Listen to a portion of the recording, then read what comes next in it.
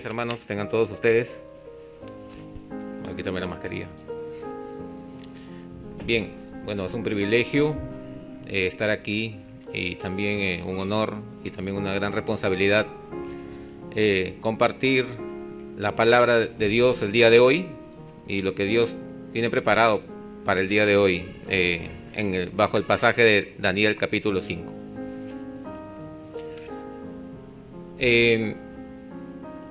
Voy a comenzar comentándoles, haciéndoles recordar de repente, no sé si muchos de ustedes se recuerdan la muerte de Maradona en Argentina, ¿no? En Argentina creo que es el futbolista más respetado, incluso podría decir venerado de muchos hinchas. Lo cierto es de que pocos días de su muerte, un funerario se tomó una foto, ¿no? con el cadáver de Diego. ¿Y qué pasó después? Bueno, eso generó una indignación bastante alta, sobre todo en los hinchas del fútbol. Otro caso también que les puedo comentar es sobre la bandera, ¿no? ¿Qué pasa con la bandera peruana, por ejemplo? ¿Qué pasa si alguien pisotea la bandera peruana? Se tienen sentencias de cárcel hasta por 4 años, ¿correcto? Incluso en Alemania hasta 5 años te pueden dar de cárcel por hacer eso. Ahora, ¿por qué tomo estos ejemplos? ¿Qué tienen en común todos estos ejemplos? Aquí el factor común es una palabra simple y se llama sacrilegio. Si bien estos casos son casos, digamos, seculares, ¿no? Digamos, el primer caso de Diego Maradona es un grupo de hinchas fanáticos, pues que tienen a Diego como un ser muy respetado en el mundo futbolístico. Y en el caso de la bandera, pues de hecho es un símbolo patrio, que también el ofender ese símbolo patrio es una blasfemia, un ultraje, ¿no? y que es penado generalmente. Ahora bien, ¿de dónde viene esa conciencia del ser humano a respetar estos, digamos, símbolos, ¿no? Digamos, ¿de dónde viene? Sean cristianos o sean no cristianos, ¿no? O sean inconversos o incrédulos. ¿Qué dice el apóstol Pablo en Romanos 2:15?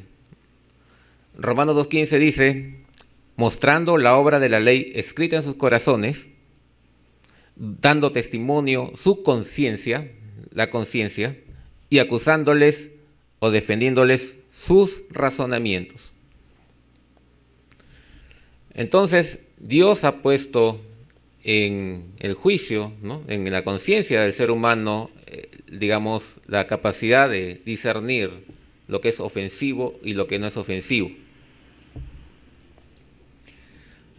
Entonces, vemos que la blasfemia, ¿no? En el plano secular es grave.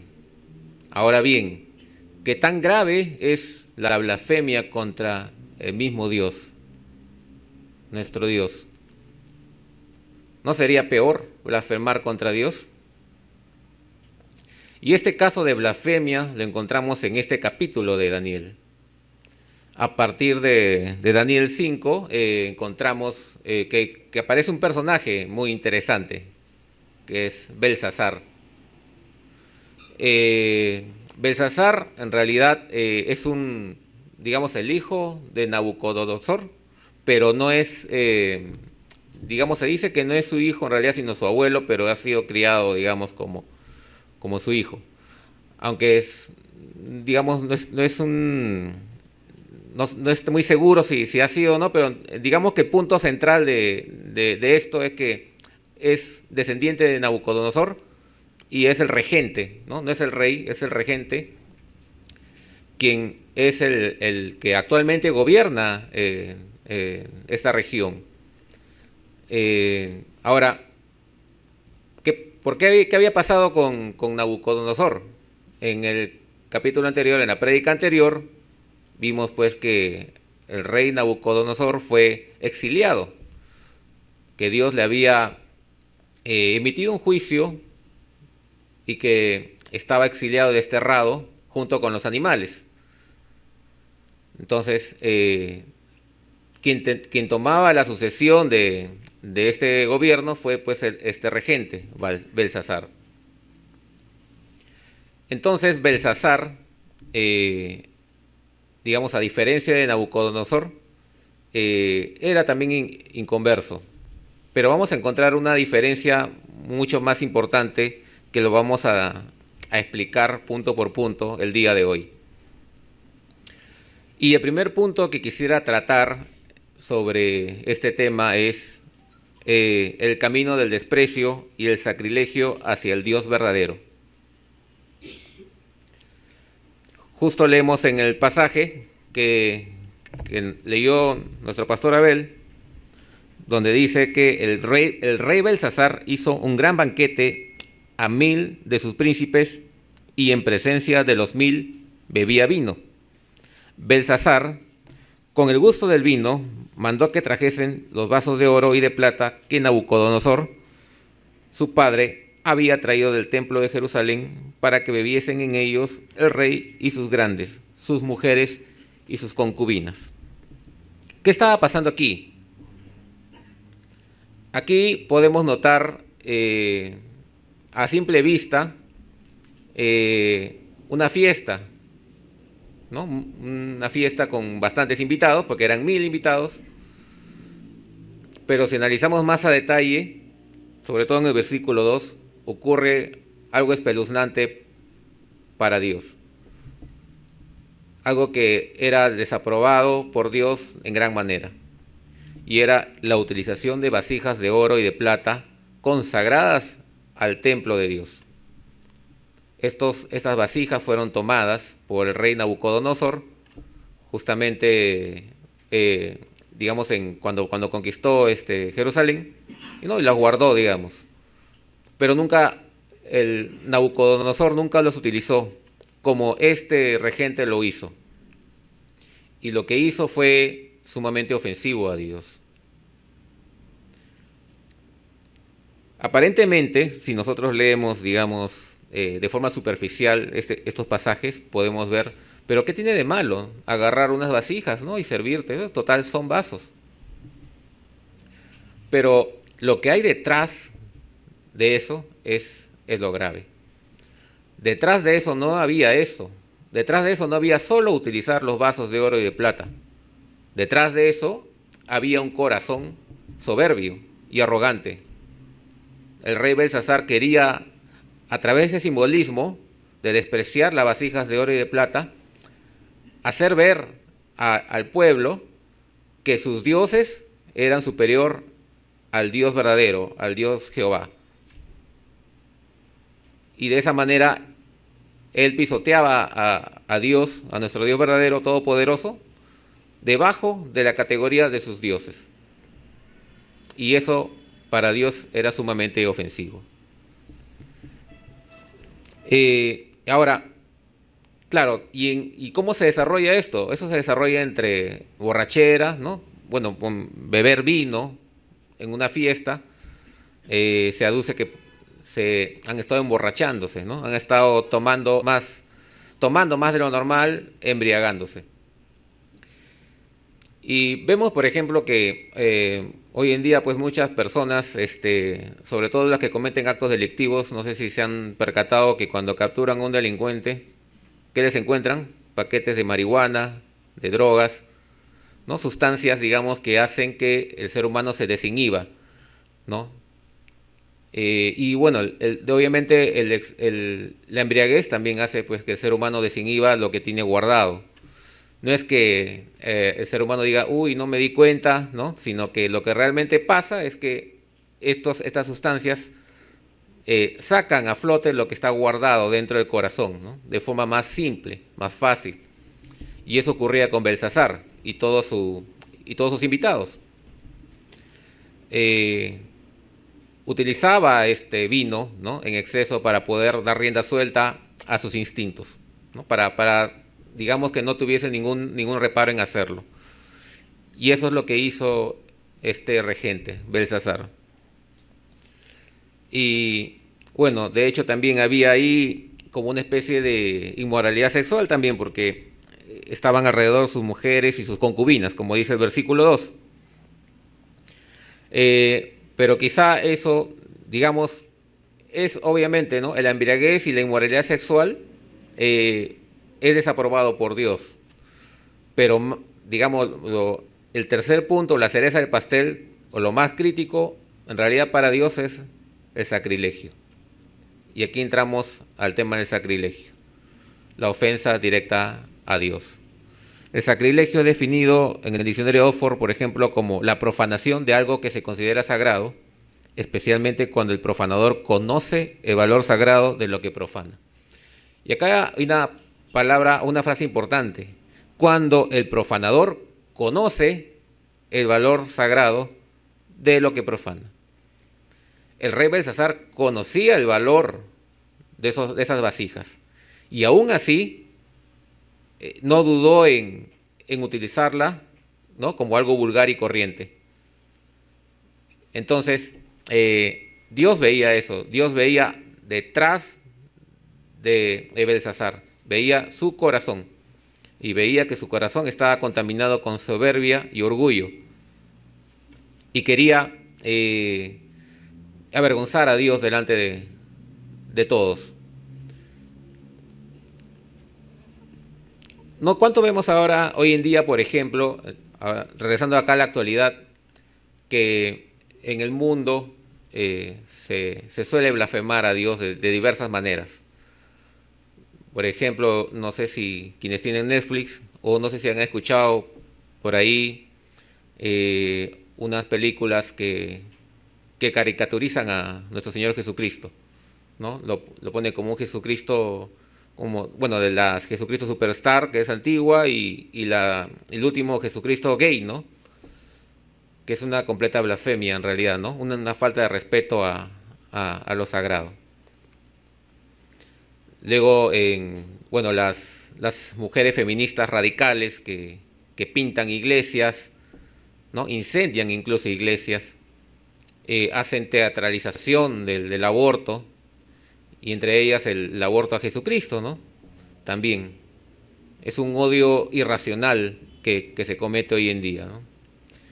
Hay otro grupo por ahí que escuché que arrojan la Biblia contra la pared, ¿no? Que se llama creo que el Atahualpin Challenge, algo así, ¿no? Que en realidad no sé qué quiere demostrar esa actitud, pero en el fondo todos estos tienen en común una sola cosa: la soberbia y el odio irracional hacia Dios, la blasfemia hacia Dios. Y esto es algo que vemos que se repite hoy en día. O sea, con Belsasar no queda ahí la cosa, ¿no? Belsasar, digamos, es un reflejo de lo que hoy en día nosotros podemos ver alrededor del mundo de diversas maneras.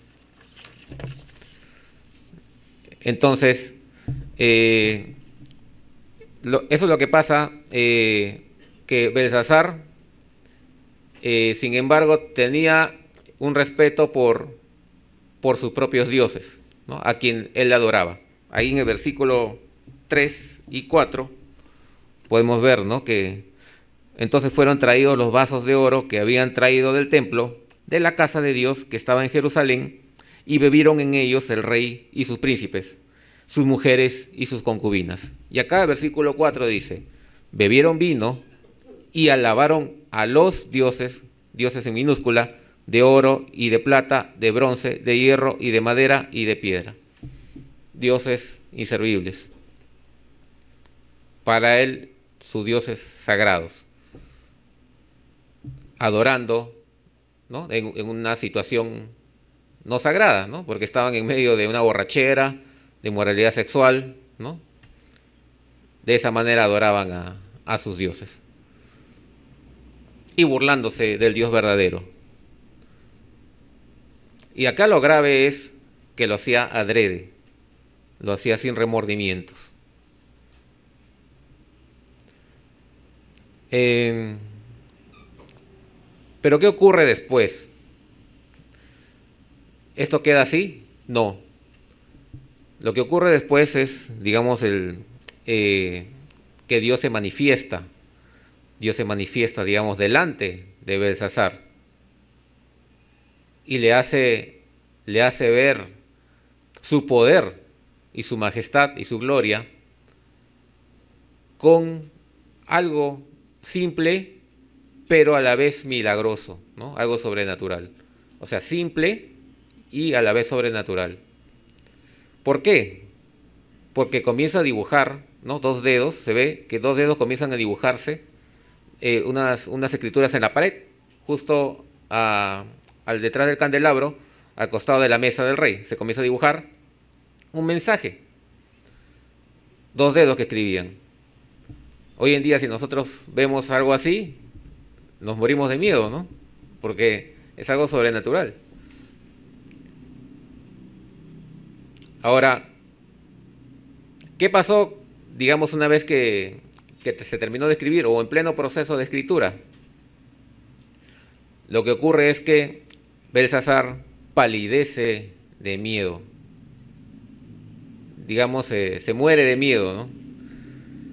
Por no decir algo más, digamos, informal, pero digamos, se derrite en miedo, ¿no? No sabe qué hacer. ¿Por qué? ¿Por qué ocurre eso? Ocurre porque la conciencia de Belsasar lo pone en evidencia. Le dice, ¿qué has hecho, Belsasar? ¿Qué has hecho? ¿Ya ves, Belsasar? Eso te pasa por blasfemo. Eso te pasa por ofender a Dios. Ahora, pues, ¿qué vas a hacer? ¿Qué es lo que hace Belsasar una vez que termina, digamos, de ver la inscripción en la pared? Llama digamos, a su consejo, a su grupo de consejería, ¿no? A su grupo de consejería que estaban conformados por magos, adivinos, astrólogos y los caldeos también, que eran como personas con amplios conocimientos de muchas materias. Era, digamos, su comité de gobierno, digamos así, ¿no? Que le dan cierta estabilidad o confianza, ¿no? al mismo gobernante. Entonces vemos acá algo particular también, y es algo que ocurre también hoy en día en el mundo, ¿no?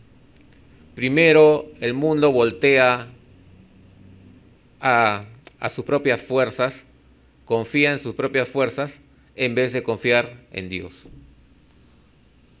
¿Sí?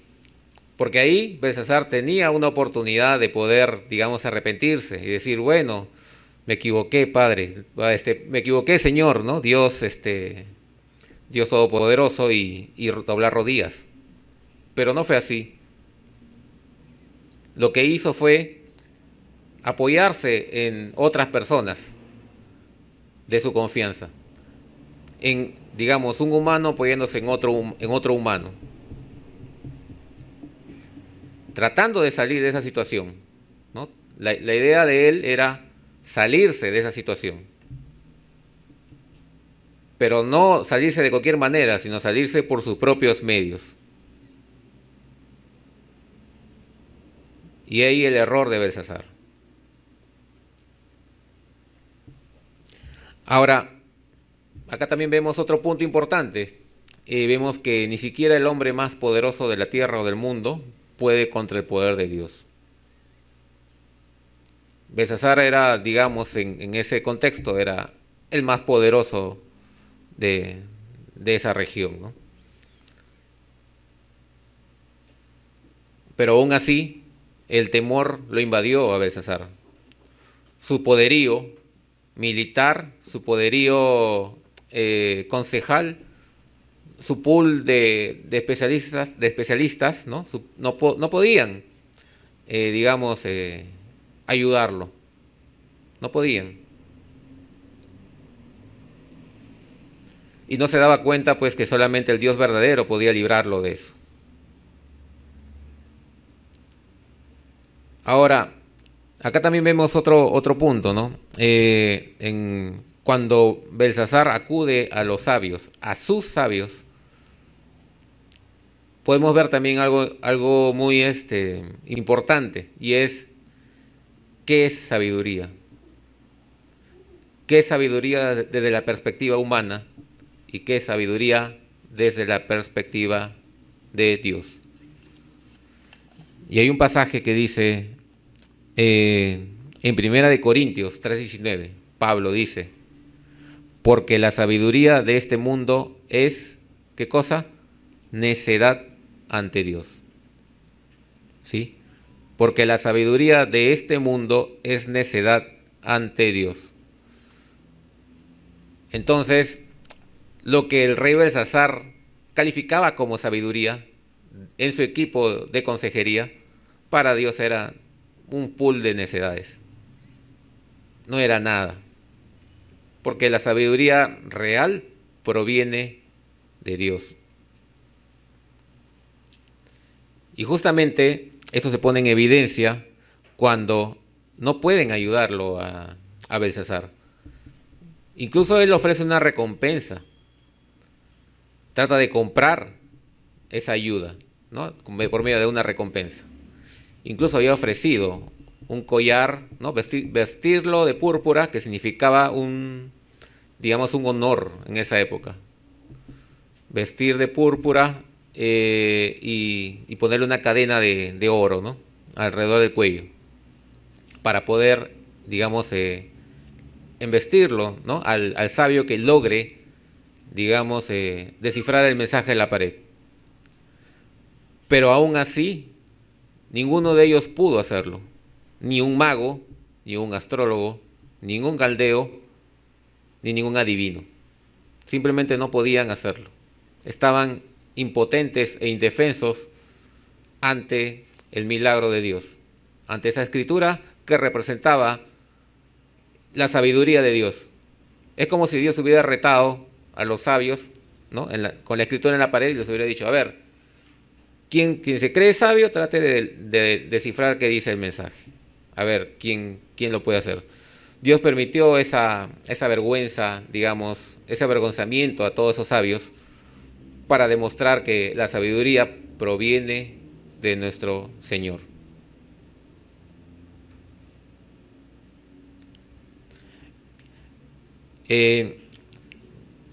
Ahora, este mensaje, ¿no? Como vamos a ver luego ya en la siguiente prédica, ¿no? Tenía un significado, decía algo. Es algo que en el siguiente capítulo vamos a saber de qué se trataba. Pero, en general, lo que sí pareciese, bueno, no pareciese, es una sentencia que se le escribe a Belsasar, ¿no? Es una sentencia. Pero bueno, claro, nadie lo puede descifrar, ¿no? Pero en ese momento, Belsasar no sabía qué cosa era eso. Pero sí intuía, su conciencia intuía que era una sentencia. Por eso el miedo. Y fíjense que después de que ningún sabio ni ningún adivino pudo descifrar el mensaje, ¿qué pasó con Belsasar? Se elevó su miedo más todavía. El pasaje dice que sus rodillas se doblaban, o sea, no podía sostenerse de pie, como si sus ligamentos musculares se hubiesen relajado y ¿no? Y no tenía control de su cuerpo. Imagínense pues qué tal miedo le debió haberle embargado a este rey, que no podía tener control de su cuerpo. Ahora, esta manifestación del rey, más que temor de Dios, es miedo a Dios, miedo a la ira de Dios, ¿no? Porque son cosas diferentes. El temor de Dios y el miedo a la ira de Dios. Porque el temor de Dios es preventivo, ¿no? Y es por amor, ¿no? Está ligado con el respeto a Dios. En cambio, el miedo a la ira de Dios es saber que viene una consecuencia por tus actos y que tarde o temprano vendrá a ti en cualquier momento.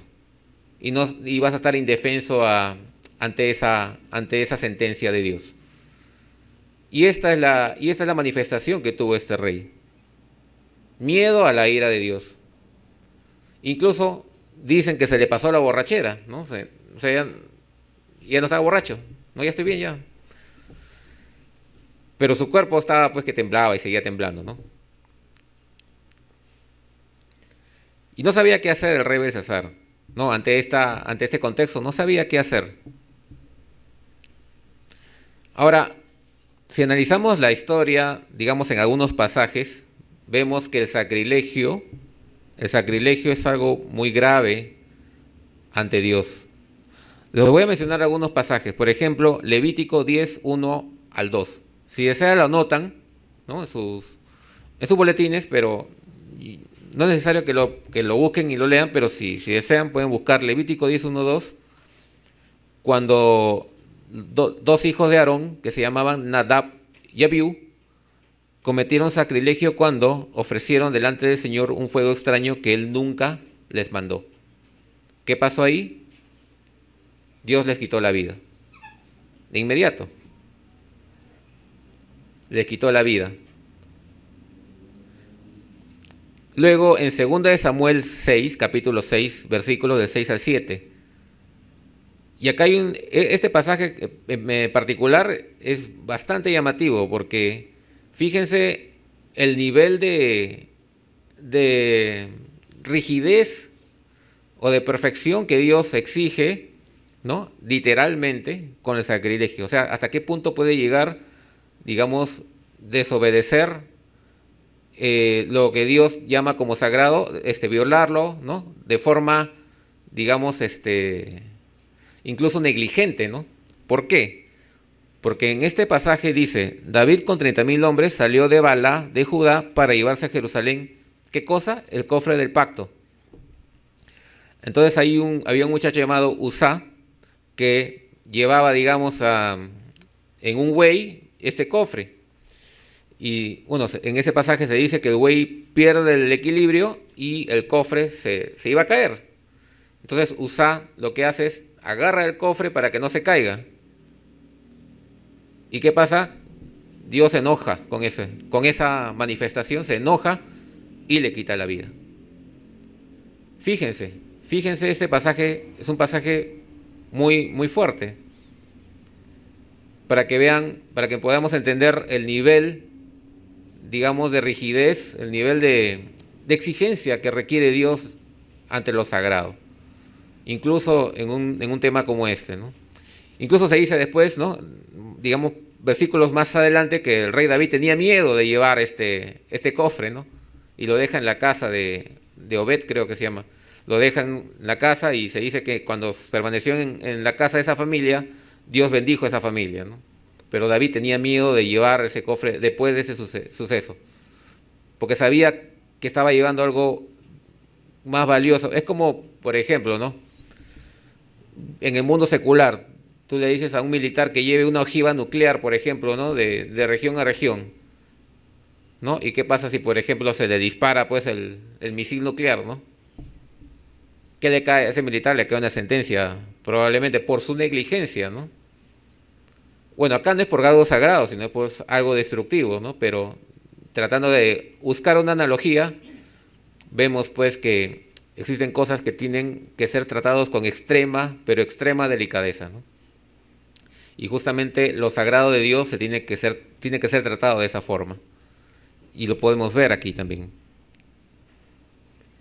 Y en el Nuevo Testamento también podemos ver la blasfemia contra el Espíritu Santo, que dice Marcos 3, del 28 al 29. Marcos 3, del 28 al 29 dice: en verdad les digo que todos los pecados les serán perdonados a los hijos de los hombres, y las blasfemias con que blasfemen. O sea, Dios va a perdonar las blasfemias, incluso las blasfemias que blasfemen, pero cualquiera que blasfeme contra el Espíritu Santo no tiene jamás perdón, sino que es culpable de pecado eterno, ¿no? Entonces la blasfemia contra el Espíritu Santo es el peor de los pecados, incluso que no tiene perdón, dice el Señor. ¿Qué es blasfemar contra el Espíritu Santo? Tienes a Dios al frente, ¿no? Tienes has recibido, digamos, te han hablado de Jesucristo, te han manifestado las maravillas que hace, has visto testimonios de personas convertidas al Evangelio, has visto a tu familia convertida al Evangelio, de repente has estado enfermo y has sido curado, y aún así no crees y reniegas de Dios, ¿no? Lo niegas a Dios. ¿Por qué? Porque el Espíritu Santo es, ¿no?, como sabemos, el que habita en nosotros y habla, nos habla constantemente, ¿no? Nos redarguye. Y al rechazarlo, estamos rechazando la esencia de Dios, ¿no? Es blasfemar de Dios, blasfemar contra el Espíritu Santo. Ahora, la blasfemia contra el Espíritu Santo no se trata de un pecado de ignorancia, ¿no? Es un pecado, una actitud del corazón incrédulo. O sea, es un corazón que nunca va a cambiar, nunca se va a doblegar ante Dios. Y esto es lo que le ocurre a Belsasar. Tiene un corazón incrédulo, tiene un corazón que jamás va a aceptar a Dios en su vida, ni jamás va a reconocer su soberanía. Al contrario, la va a poner debajo de sus dioses. Entonces, ¿qué ocurre? Que regresando al punto 2, ¿no?, de que Dios se manifiesta, ¿no?, a través de una señal en la pared, una escritura en la pared, no sabía qué hacer. Y en esto aparece la madre reina, ¿no?, digamos la madre de Belsasar. La madre de Belsasar vemos en versículo 10, dice: la reina, por las palabras del rey y de sus príncipes, entró a la sala del banquete y dijo: Rey, vive para siempre, no te turben tus pensamientos, ni palidezca tu rostro. En tu reino hay un hombre en el cual mora el espíritu de los dioses santos, y en los días de tu padre se halló en él luz e inteligencia y sabiduría, como sabiduría de los dioses, al que el rey Nabucodonosor, tu padre, oh rey, constituyó jefe sobre todos los magos, astrólogos, caldeos y adivinos. Entonces aparece, ¿no?, la reina madre, o sea, la esposa de Nabucodonosor, a sugerirle al rey Belsasar, o al regente Belsasar, que esté tranquilo, ¿no? Lo trata de calmar. Que hay un hombre que tiene una habilidad especial, ¿no?, que dice, según desde la perspectiva de ella, de la reina madre, una perspectiva secular, ¿no?, porque ella habla de esta manera, dice: en este hombre mora el espíritu de los dioses santos. Pero acá hay algo en especial en el versículo 11. Aquí se reconoce una palabra que no debe pasar desapercibida: santos. Ella lo ve, claro, desde una perspectiva secular. Ella ve, digamos, no ve al Dios Todopoderoso, pero ve algo, sí, nota algo especial en todos los que, digamos, son hombres de Dios, y es la santidad. La santidad acá sale de manifiesto.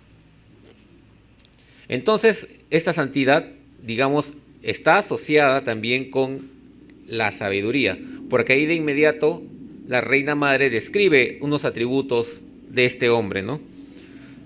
Inteligencia, sabiduría, como sabiduría de los dioses. O sea, ella sigue hablando de los dioses, pero en el fondo, digamos, trata de acercarse al concepto del Dios verdadero, ¿no?, porque ella no lo conoce, o tiene una distorsión de ese Dios verdadero, ¿no?, como dioses. Pero dice que este hombre que se refiere a Daniel tiene inteligencia, tiene sabiduría y santidad. Entonces, ese es el testimonio que le da a la reina madre, porque había visto lo que hizo Daniel. Y acá podemos ver, pues, que justamente en nuestras vidas, en nuestro entorno, en el cual nos desenvolvemos, podemos ser quizás como Daniel, ¿no? ¿De qué manera? Teniendo un buen testimonio en la sociedad, teniendo buen testimonio en tu trabajo, teniendo buen testimonio en tu colegio, teniendo un buen testimonio en tu universidad, en tu hogar. De tal manera que no solamente los hermanos en Cristo noten eso, sino también los no creyentes, los incrédulos, puedan notar en ti algo especial, puedan notar de primera vista la santidad y junto a ella la inteligencia y la sabiduría, porque van pegadas de la, ¿no? Van pegadas de la mano, digamos. Entonces, ese testimonio se lo había ganado a pulso Daniel, ¿no? Daniel, y si ustedes ven los capítulos iniciales de Daniel, Daniel tenía una característica más que, bueno, la reina madre no vio, quizá, y es la humildad.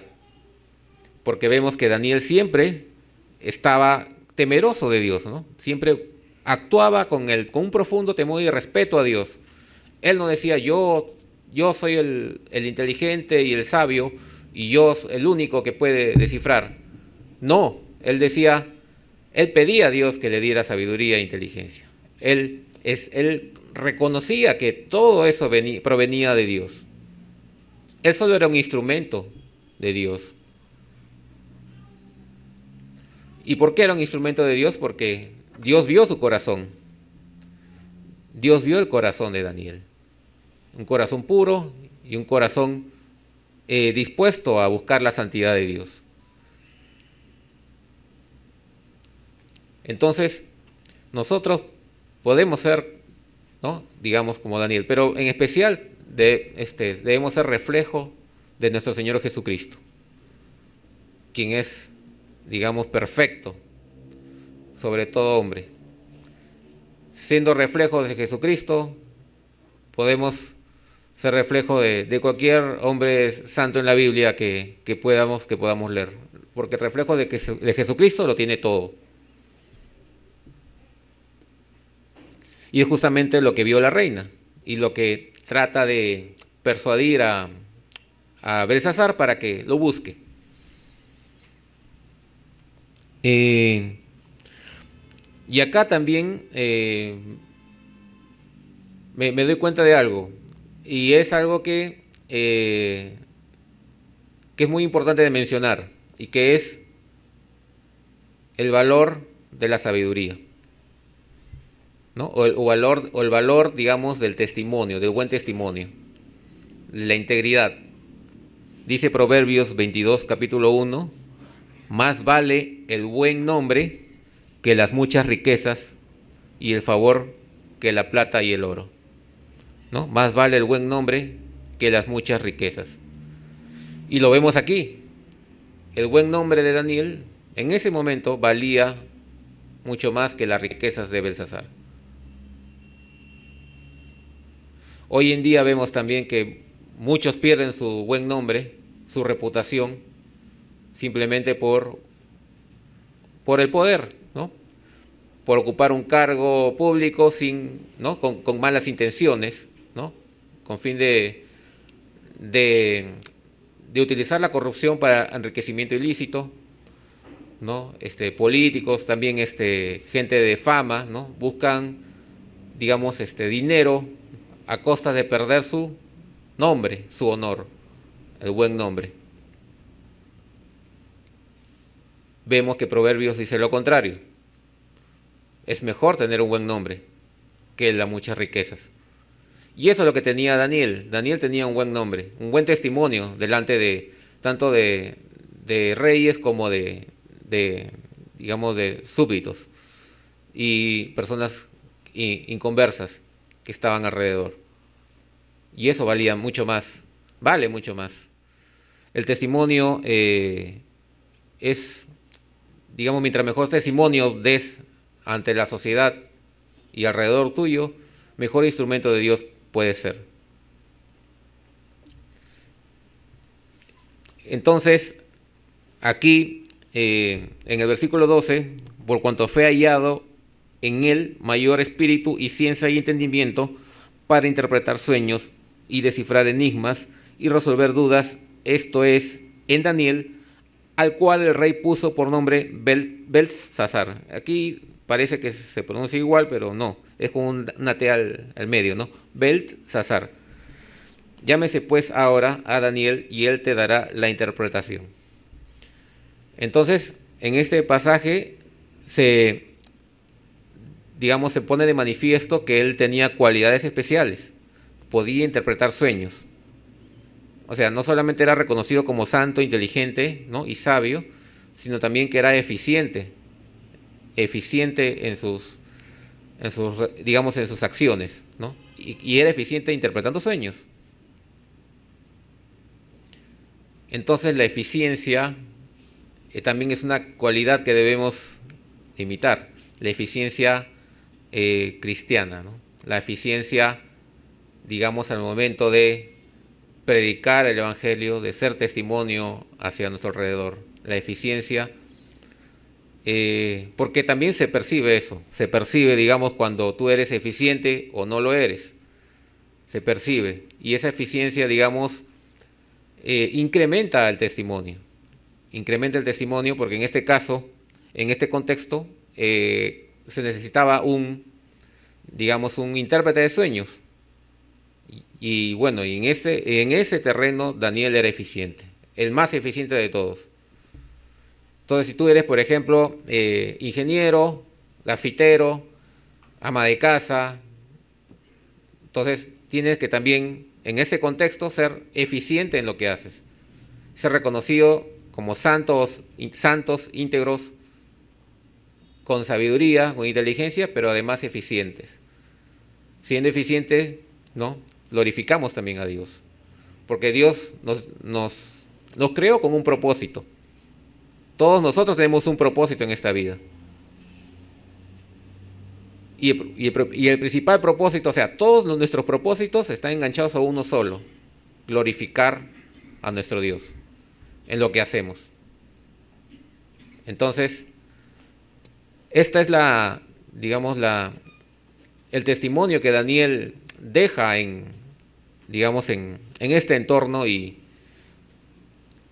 que es llamado finalmente para interpretar el sueño. Y bueno, lo que dice después, ¿qué dice el mensaje de la pared? Eso es algo que vamos a estudiar en el próximo domingo, el sábado a las 6, vamos a ver qué continúa sobre este mensaje muy impresionante y hermoso. Inclinemos nuestros rostros y vamos a orar al Señor. Bendito Padre Celestial, te damos gracias por el mensaje del día de hoy. Agradecerte porque nos has hablado y nos has podido explicar de sobremanera lo que tú quieres para nosotros. Haz de nosotros un reflejo fiel de tu Hijo Jesucristo, un reflejo fiel de Daniel, que podamos ser un buen testimonio alrededor tuyo, podamos ser instrumentos tuyos, eficientes, con tu sabiduría, tu inteligencia, y podamos demostrar que todo proviene de ti y por ti se hacen las cosas. Gracias, Señor, en el santo nombre de tu Hijo Jesucristo. Amén.